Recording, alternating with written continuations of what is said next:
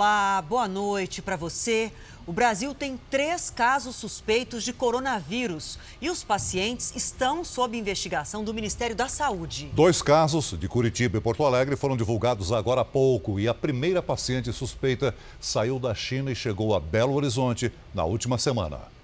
A paciente, que não teve a identidade revelada, está em uma ala do Hospital Eduardo de Menezes, que é referência em doenças infecto-contagiosas em Belo Horizonte. Ela veio da China com um voo que passou por Paris, depois Rio de Janeiro e então Belo Horizonte. Segundo a Secretaria Estadual da Saúde, a paciente é uma estudante de 22 anos que esteve na cidade de Wuhan, na China, onde se concentra a maior parte dos casos de coronavírus. Ela está em observação, mas o estado de saúde é considerado estável pelos médicos. 14 pessoas que tiveram contato com a paciente estão sendo monitoradas.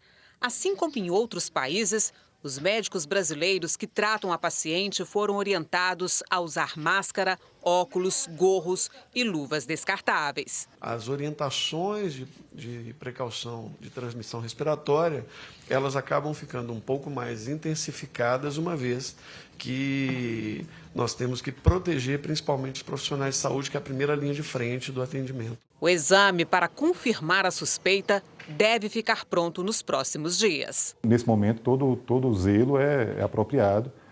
A ideia é manter essa paciente isolada até que a gente possa efetivamente descartar o caso, o que é muito plausível. Veja agora outros destaques de hoje. Passam de 100 as mortes causadas por coronavírus. Brasil eleva nível de alerta contra a doença. Na série especial, o consumo e o tráfico de drogas nas estradas.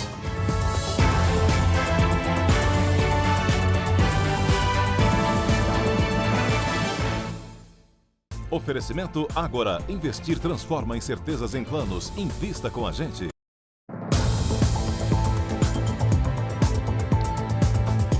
Vidas em perigo com pneus riscados. Tem motorista que insiste neste truque. Pois riscar a borracha dos pneus ameaça não só a segurança de quem dirige, mas de todos que cruzam o caminho.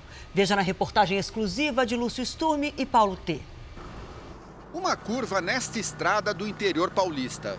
Foi aqui, 2 anos atrás, que este carro derrapou, saiu da pista e acertou em cheio a moto que vinha no sentido contrário.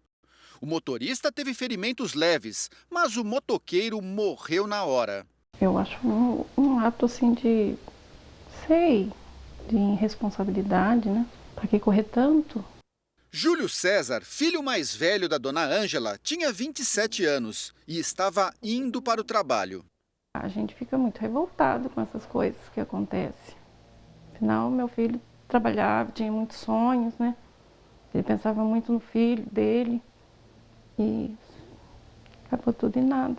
A indignação da família foi maior quando a polícia descobriu o motivo do acidente. O carro estava com os pneus riscados.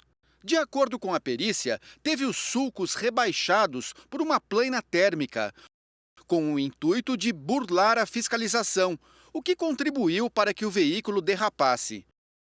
O motorista foi condenado, 2 anos em regime aberto, convertidos em prestação de serviços. Riscar pneus é um procedimento conhecido e muito utilizado, principalmente nas periferias. O pneu fica velho e careca, como este aqui, e o dono manda o borracheiro fazer sulcos novos na borracha já desgastada. Com o riscador de pneus, demora no máximo meia hora e o motorista consegue continuar rodando por mais alguns meses, mesmo correndo o risco de levar multa ou de causar um acidente. Nosso repórter investigativo flagrou como funciona o mercado de raspagem de pneus. Quanto sai para riscar o pneu? Riscar um pneu de carro? É, 15 reais caro. Ou seja, R$ 60, 4 pneus. Mas o próprio borracheiro avisa. Vai dar multa, viu? Oi? Tá bom. Se o guarda pegar, ele multa mesmo. É. Multa comigo. Sobre o perigo, nenhuma palavra. Aguenta quanto tempo ainda? Viu? Serviço pronto e o resultado precário. As ranhuras atingem a tela na base do pneu. Lamentavelmente, existem caminhoneiros que também rodam com pneus assim. poder ficar pneu. Pneu de caminhão é frio. A frisagem nesta borracharia é feita na rua, na frente de todo mundo. Além de afetar a estabilidade, um pneu riscado é menos resistente. Então, o risco à segurança é enorme. O pneu riscado não é só a aderência bem menor pela borracha ser mais dura. É também você estar usando um pneu que já está com a sua estrutura comprometida. Só nas rodovias federais, nos últimos 3 anos, mais de 3.500 acidentes foram causados por problemas nos pneus. 150 pessoas morreram. Ali tem uns caminhonetes também, os pneus grandes, se interessar também. Ah, tá. Nossa equipe visitou uma borracharia que vende pneus riscados no atacado. Tem até anúncio na internet. São centenas de pneus irregulares. Parece produção industrial. Ele passa nas borracharias, faz a coleta do lixo. Aí ele seleciona o que dá para riscar, o que é carcaça, entendeu? Entendi. Seguimos um caminhão de entregas, carregado de pneus. O veículo pega a estrada em direção ao litoral paulista. Passa por 2 postos da polícia, até chegar a uma borracharia em São Vicente, onde os pneus são descarregados. A Comissão de Trânsito da OAB defende um projeto de lei no Congresso para tornar crime a frisagem e o comércio de pneus riscados. Há uma pesquisa indicando que 20% dos acidentes são provocados pelas más condições do pneu. Além de mais seguro, o pneu novo sai mais barato, porque dura 50 vezes mais do que um riscado. Ou seja, é melhor seguir o conselho de quem entende do assunto. Mas é melhor andar com pneu liso que riscado? Melhor andar com novo. Um vídeo mostra crianças ao lado de homens armados numa festa numa comunidade carioca. A polícia diz que os bailes são financiados por traficantes. Com os fuzis nas mãos, os traficantes dançam. No palco, crianças com no máximo 10 anos de idade assistem tudo. A música faz apologia ao crime. O cantor Brendo Coelho Couto, o MC Pose do Rodo, foi preso no ano passado numa apresentação em Mato Grosso. Ele alegou não ter relação com os criminosos. O baile aconteceu no complexo do Chapadão, um conjunto de comunidades onde o acesso é feito aqui pela Avenida Brasil, a principal via expressa da cidade. Essa região é muito usada por quadrilhas para esconder a carga roubada dos caminhões que chegam ao rio. Mais de 300 roubos aconteceram nessa área no ano passado. O Chapadão está entre os 10 lugares com mais tiroteios no estado. Foram quase 60 em 2019.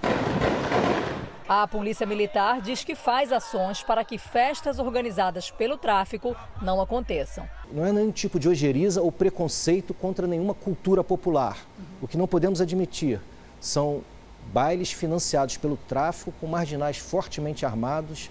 Este advogado explica que pais e responsáveis dos menores que estavam no baile podem responder criminalmente. Se os pais estão ali, estão permissivos quanto a isso, estão até induzindo que isso aconteça, eles podem responder por crime de corrupção de menores.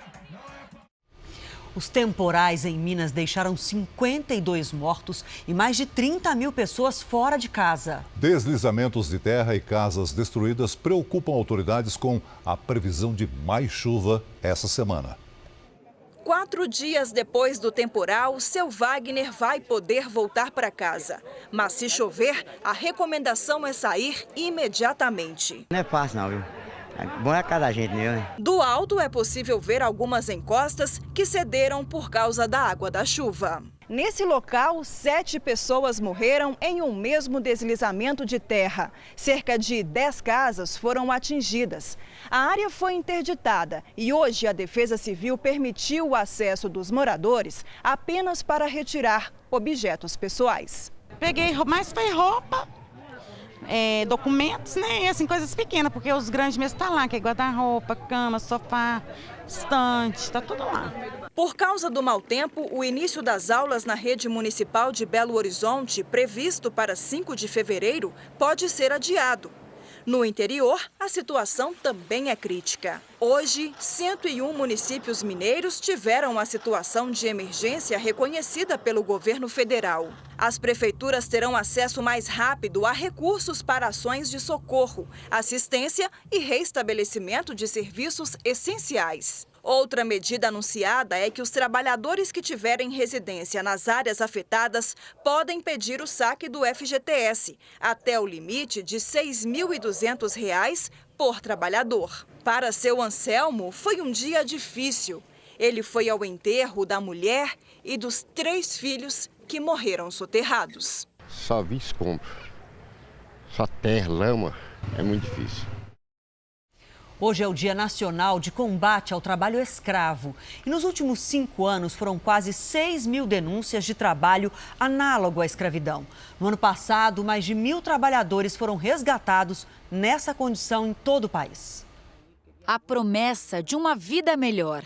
Me ofereceram o pagamento em dólar e eu me ilusionei muito com esse pagamento.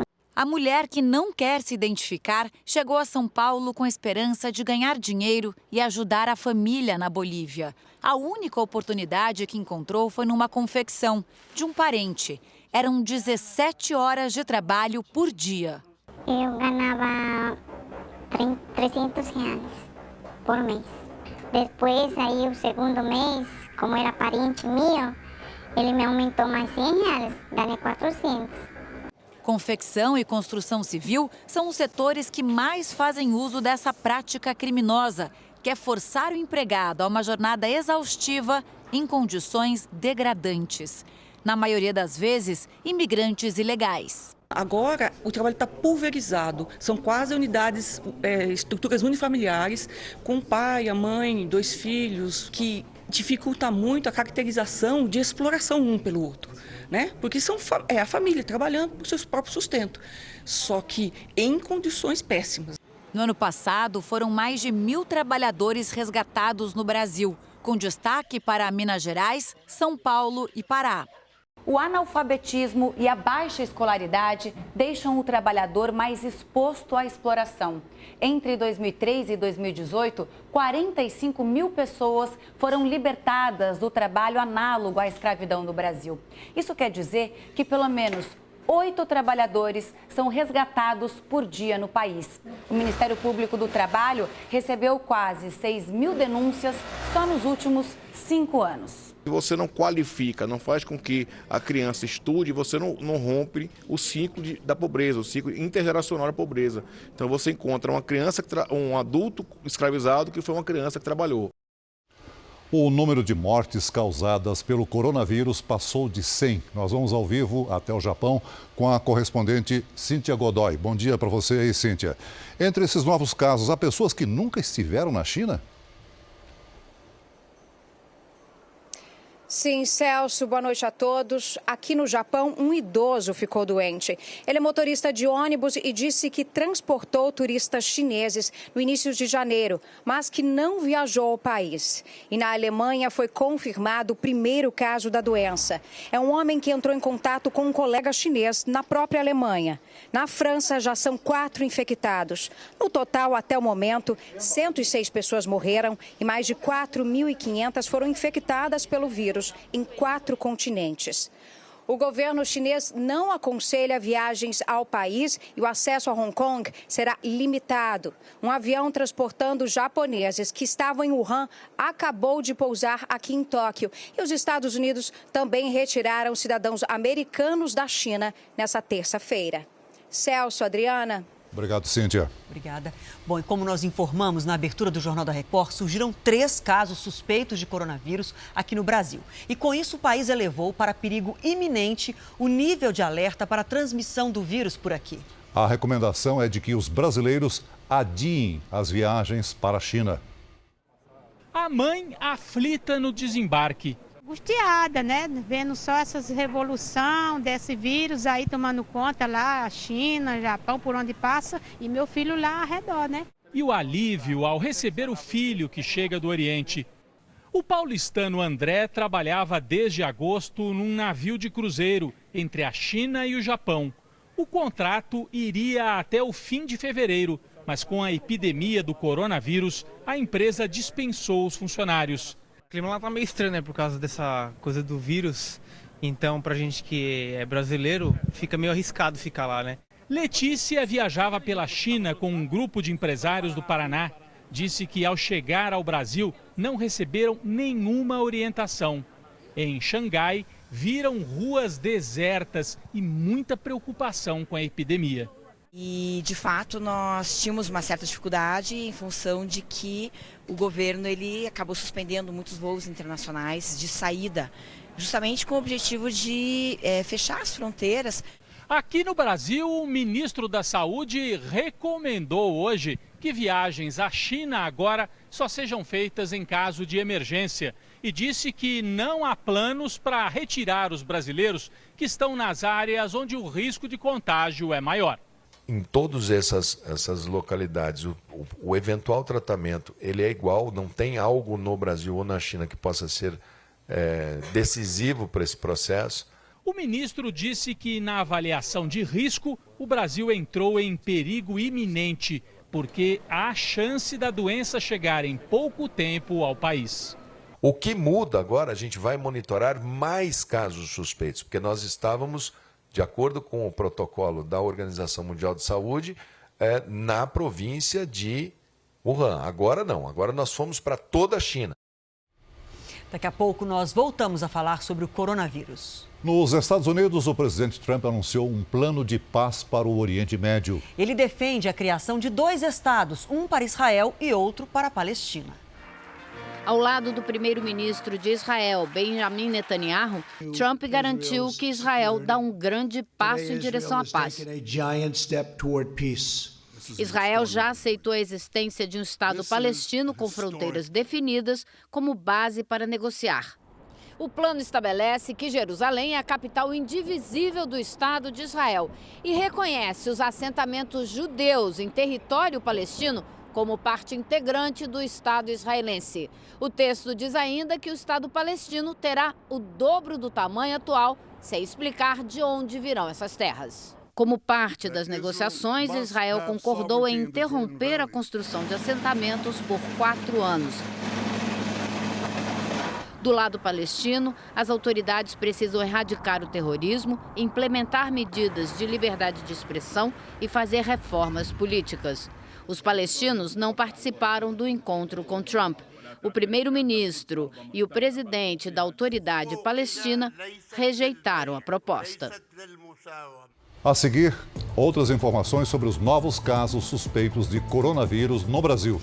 Na reportagem especial, as drogas nas rodovias brasileiras. Quase 8% dos caminhoneiros dirigem depois de usar alguma substância ilícita.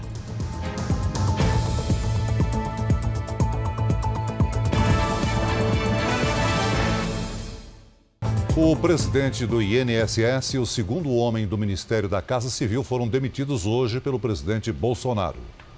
Vicente Santini foi destituído do cargo porque viajou em avião da FAB para Davos, na Suíça, e depois para a Índia. A ordem do governo era de que os ministros viajassem em avião de carreira. A demissão foi acertada com o ministro Onyx Lorenzoni, que já indicou para o cargo Fernando de Moura, especialista em direito, políticas públicas e relações internacionais. Também foi demitido hoje o presidente do INSS, Renato Vieira. No lugar dele, assume Leonardo Rolim, atual secretário da Previdência. O Ministério da Educação divulgou agora há pouco o resultado do SISU. Isso foi possível após uma decisão da Justiça. Por isso, vamos ao vivo a Brasília conversar com Luiz Fara Monteiro. Suas informações, por favor, Fara. Boa noite.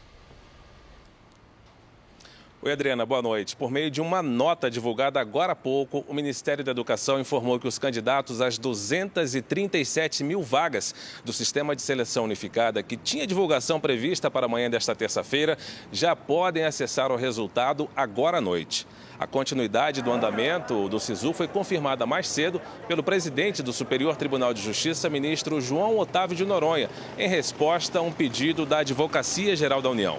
A polêmica se deu por erros de correções em algumas provas do Enem.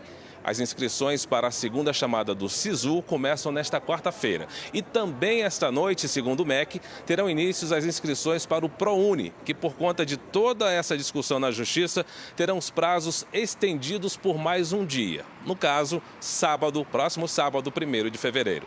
De Brasília, Luiz Fara Monteiro. Obrigada, Fara. Governo e Congresso deram hoje um passo para adiantar a reforma tributária. Governo e Congresso trabalham em um texto único que concilia as propostas de emenda constitucional que tramitam na Câmara e no Senado. No final da tarde, o resultado da articulação feita no Ministério da Economia foi levado ao presidente da Câmara, Rodrigo Maia, que quer a reforma tributária votada pelos deputados até abril. Para acelerar a tramitação da reforma tributária, Rodrigo Maia e Davi Alcolumbre pretendem criar uma comissão mista, isto é, composta de deputados e senadores, e que seria presidida pelo senador Roberto Rocha. Para o futuro relator desta comissão, o deputado Aguinaldo Ribeiro, o principal ponto da reforma, a fusão de impostos, estaria maduro e contaria com amplo apoio político para a aprovação. Eu acho que aquilo que for convergente, que é fundamental para o país, é o que nós vamos construir com o conjunto das casas, né? O desembargador Antônio Carlos Amado, do Tribunal de Justiça do Rio de Janeiro, se pronunciou por anular a quebra dos sigilos bancário e fiscal do senador Flávio Bolsonaro. A sessão foi suspensa porque 2 desembargadoras pediram mais tempo para votar. As investigações são sobre movimentações bancárias suspeitas de ex-servidores da Assembleia Legislativa, entre eles Fabrício Queiroz, ex-assessor de Flávio Bolsonaro. A defesa do senador entende que a quebra do sigilo fere a Constituição. Veja a seguir, 3 pacientes com suspeita de coronavírus são monitorados no Brasil. E pelas estradas do sertão nordestino, menores vendem cocaína e bares comercializam cachaça com maconha.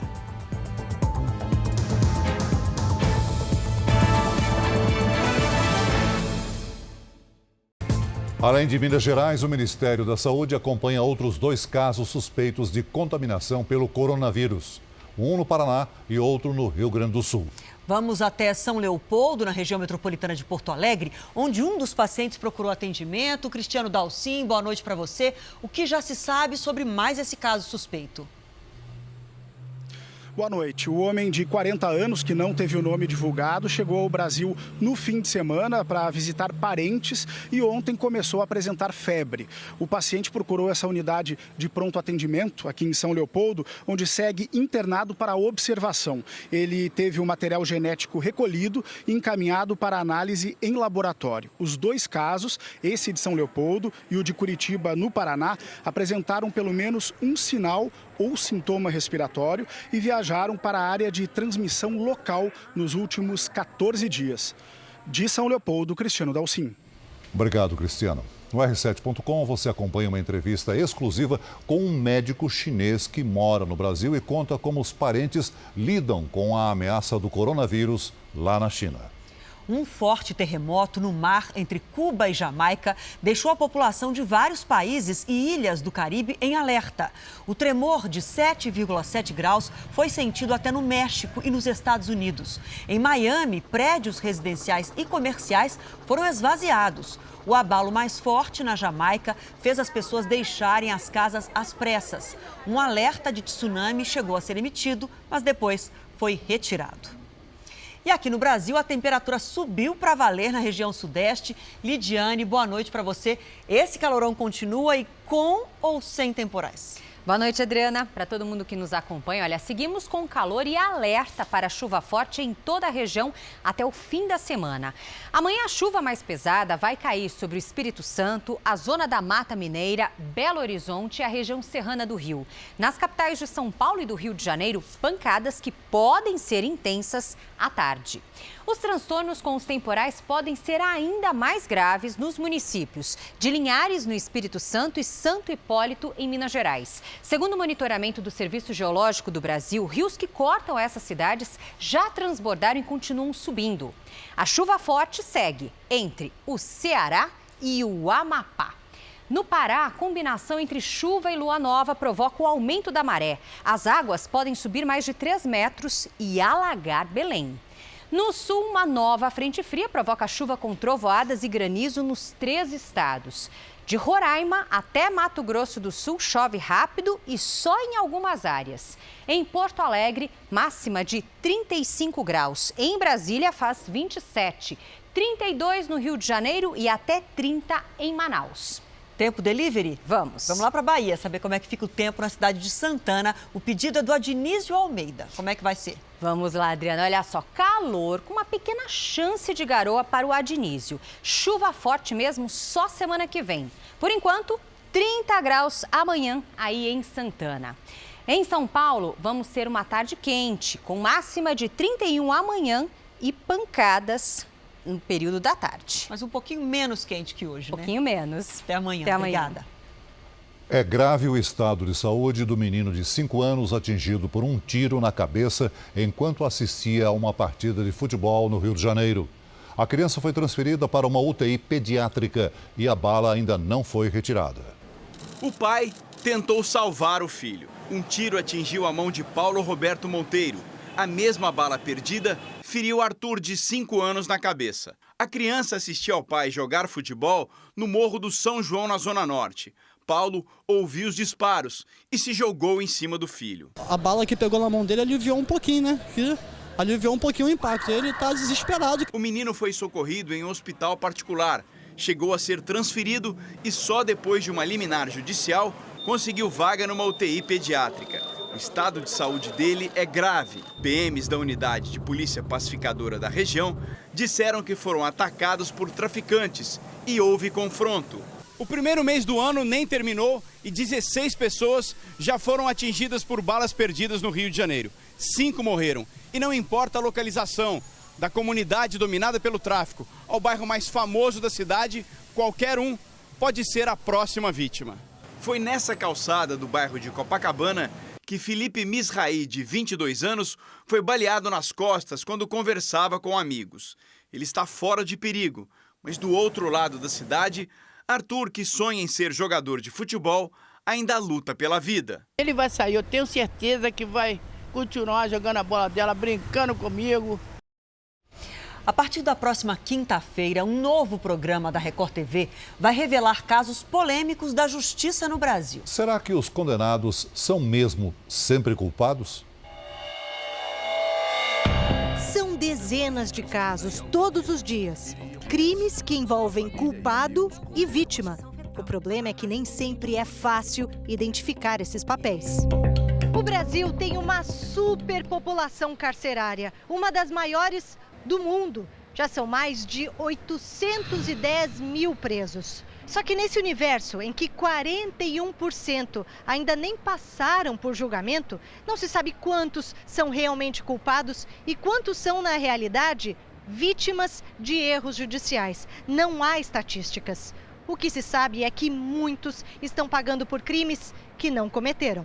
Quem matou Giovana? Luiz Bate vai mostrar histórias marcadas por dúvidas no novo programa da Record TV. Há muitas provas que são irrefutáveis, aí não tem conversa. Mas há muitas outras que, se há dúvida, mas o clamor da população para o caso ser resolvido, para botar uma pedra no assunto, isso faz com que muito inocente seja condenado. A chance de desaparecer. Ao lado de Bate, a criminóloga Ilana Casoy vai analisar as contradições de cada caso. Com longa carreira dedicada ao estudo de crimes e autora de livros policiais de sucesso, Ilana vai mostrar o que acontece quando a presunção de inocência não é respeitada. A gente sempre põe luz em técnicas para pegar criminosos e para prender e para não deixar reincidir, como lidar com isso. E dessa vez a gente está mostrando o outro lado, o que fazer para não errar. Em Nome da Justiça estreia nesta quinta-feira, a partir das 10h30 da noite. Na rodovia que cruza os principais estados do Nordeste, os motoristas encontram fácil drogas e bebidas ilícitas. Um exemplo é a chamada cachaça de maconha. Só no estado de Pernambuco, a quantidade de maconha apreendida pela Polícia Rodoviária Federal deu um salto gigantesco, de 300 quilos em 2018 para mais de 9 toneladas no ano passado. Um território onde a lei é muito pouco respeitada. drogas, álcool, roubos e abuso por parte dos motoristas. Falar sobre rebite ainda é um tabu para a maioria dos caminhoneiros. Os comprimidos derivados de anfetamina estimulam o sistema nervoso e, nas longas horas de estrada, ajudam a driblar o cansaço de muitos na direção. Com uma câmera escondida, mostramos que é sempre bem fácil encontrar o rebite nos trechos em que a BR-116 cruza o Nordeste. Ele é vendido inclusive por caminhoneiros. O homem que conversa com a nossa equipe costuma carregar frutas e verduras, produtos perecíveis. Na corrida contra o tempo, ele usa o rebite. Você toma quantas vezes isso aqui? O ano todo? O ano inteiro? Se fosse pra morrer por causa disso aí, já tava morto. Aí você bota 2 pra dentro com água. Assim, a meia hora você tá pilotando sangue de 8 filhos de arame. O caminhoneiro argumenta. Aqui nós usamos porque se não usar de noite, morta. Por quê? O caminhão. Eu carrego uma carga lá na Chapada Diamantina, 1.500 km para Fortaleza. Tem que tirar direto. Como é que para com a batata do homem em cima e tem repolho? Tem que estar acordado. Tem que estar acordado. A região onde estamos é conhecida como Polígono da Maconha. Nós estamos no temido Trevo do Ibó, um entroncamento em pleno sertão que divide as rodovias em direção a Salvador, Fortaleza e Recife. Para muitos caminhoneiros e motoristas em geral, esse é o ponto mais perigoso das estradas do Nordeste. Os relatos aqui são de arrastões, emboscadas, assaltos em sequência. Tudo isso acontece há anos e não há qualquer sinal de que a situação vá melhorar. Os ladrões de estrada, eles são associados ao tráfico de drogas ou são quadrilhas independentes? Não dá pra gente dizer que são totalmente independentes, né? Mas geralmente uma coisa está ligada à outra. Que você rouba um veículo desse de carro, você consegue financiar o tráfico aqui. Só no sertão de Pernambuco, a Polícia Rodoviária Federal erradicou mais de 430 mil pés de maconha em 2019. As apreensões no estado pularam de 326 quilos em 2018 para mais de 9,5 toneladas no ano passado. Mas a demanda é grande, a produção nunca deixa de existir. E depois da colheita, a maconha, de alguma forma, chega aos bares da BR-116. Quanto tem a cachaça? A dona do boteco me fala sobre uma especialidade do sertão. Qual que é essa daí? É a raizada da raiz de maconha. Raiz de maconha? Sim. E é forte? Sei não. A rodovia federal corta o município de Cabrobó, um lugar tenso pela força dos traficantes. No posto de gasolina, converso com um lavador de caminhões. E aquela cachaça lá, aquela enraizada de maconha? Atravessamos a BR e chegamos ao mercadinho que tem a cachaça enraizada. O dono do mercadinho faz contato, depois entra numa porta lateral. Ele volta com a garrafa e me entrega. O valor é de R$40. Caminhoneiro toma isso aí? Não, leva, né? Ele leva, né? Aí pra dar alguém de presente, sabe? Então, se desse alguma coisa, não dava, né? Segundo a Polícia Rodoviária Federal, o nível de THC, substância ativa da maconha, é muito pequeno na raiz usada nessa cachaça. Mas a venda da bebida em grande quantidade poderia, pela lei, até ser caracterizada como tráfico. Uma pesquisa realizada com mais de 4 mil caminhoneiros revela que quase 8% deles dirigem sob efeito de alguma droga. A mais usada é a cocaína. E na BR-116, o tráfico flui dia e noite. Ainda em Cabrobó, nossa equipe vai até uma borracharia de beira da estrada. E esse aqui é pó? É pó. Quanto tem aqui? 20. Não, de grama, sabe? Não sei dizer não, é 20 quanto aí. É. Caminhoneiro usa muito dessa aqui? Não, usa. Usa bastante? Ele usa. À noite, o tráfico é ainda mais intenso. Num posto de gasolina, uma menor é quem vende cocaína. O pó tem o preço que você quiser, de 20, 30, 40. A garota tem 17 anos, mas já é experiente no tráfico. E há quanto tempo você faz isso?